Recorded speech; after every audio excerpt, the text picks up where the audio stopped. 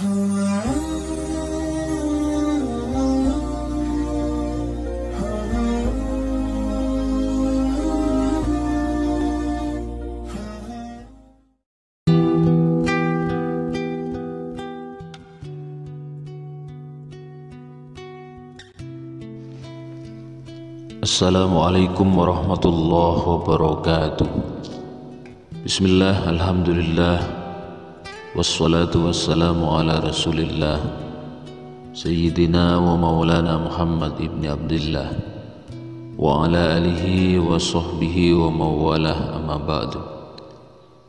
Para sahabat pintu karomah yang dirahmati Allah, Al-Quran merupakan kitab suci yang diwahyukan kepada Nabi kita Rasulullah Sallallahu Alaihi Wasallam dengan perantara malaikat Jibril untuk dijadikan pegangan atau pedoman hidup umat manusia di dunia. Orang gemar membaca Al-Quran hatinya akan tentram dan damai karena ia selalu merasa dekat dengan Allah Subhanahu wa Ta'ala. Pertolongan Al-Quran akan menjadi penerang di alam kubur dan selalu mendampinginya sampai ia masuk ke dalam surga. Berikut pertolongan Al-Quran di alam kubur. Salah satu amal kebaikan yang dapat menolongmu di akhirat kelak adalah membaca Al-Quran. Al-Quran akan menjadi penolong dan pendamping setiap orang yang senang membaca dan mengamalkan isinya di alam kubur. Dari Sa'id bin Sulaiman radhiyallahu an, Rasulullah sallallahu alaihi wasallam bersabda, tiada penolong yang lebih utama derajatnya di sisi Allah pada hari kiamat daripada Al-Quran. Bukan nabi, bukan malaikat, dan bukan pula yang lainnya. Abdul Malik bin Habib Syarah Ihya. Itulah betapa tingginya derajat orang yang suka membaca Al-Quran dan mengamalkannya. Tak hanya orang yang membaca Al-Quran saja, tapi orang yang mendengarkannya pun akan mendapatkan kebaikan dan pengetahuan yang luas dan mendapat rahmat dari Allah Ta'ala.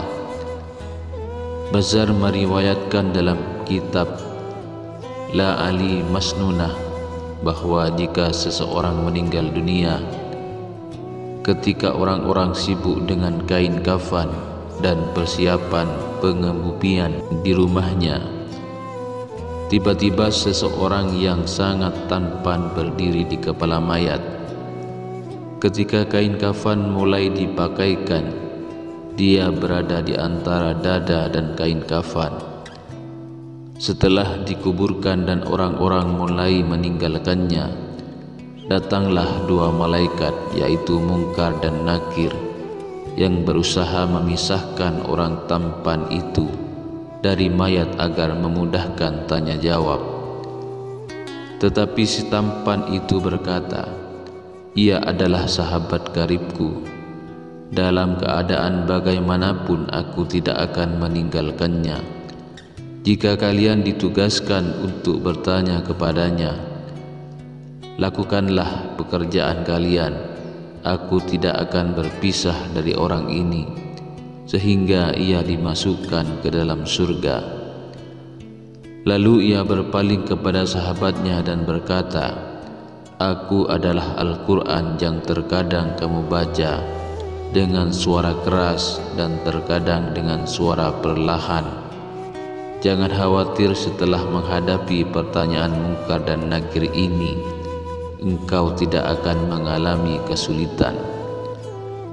Setelah para malaikat itu selesai memberi pertanyaan, ia menghamparkan tempat tidur dan permadani sutra yang penuh dengan kasturi dari Malail A'la atau himpunan fadilah amal.